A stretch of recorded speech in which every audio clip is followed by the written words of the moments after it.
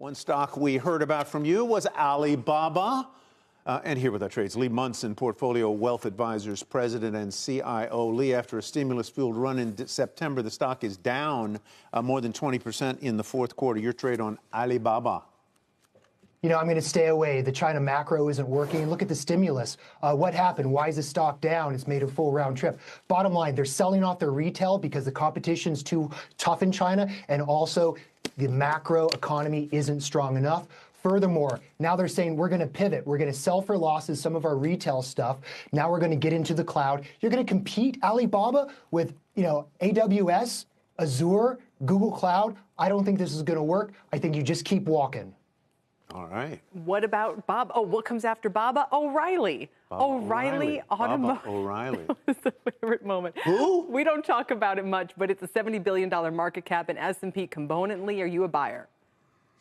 I like Riley. This is the type of company when you hear all these managers saying, hey, next year is going to be about a broader rally, small, mid caps, boring companies. It's like the ghost of Peter Lynch saying, look for boring companies. This company's been on fire for the last 10 years because they've been doing a lot of stock buybacks. Here's the deal. O'Reilly isn't just about do-it-yourself people. 50% is professional services, selling to, a municipal motor pool or body shops. I like this company. I like the stability. I like how it's, I just think that the only issue is it's a 27 multiple, but they've got the growth.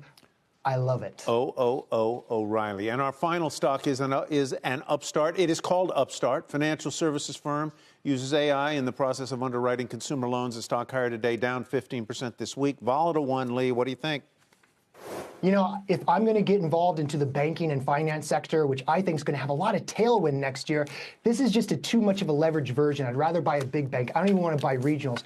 What Upstart does basically is they just get in between the consumer and lender. They're just an unnecessary middleman. They say that, they're just approving 90% of everything, but they have to keep 15, 16% of those loans in-house is because that stuff doesn't work. If they lose those top three lenders, there's 70% of who buys those notes, it's game over. I don't like the stock. I think that you and I can just approve 90% of everything and keep 16% of the bad loans ourselves. All right, sounds good. Lee Munson. That was a deep tease for what's coming next.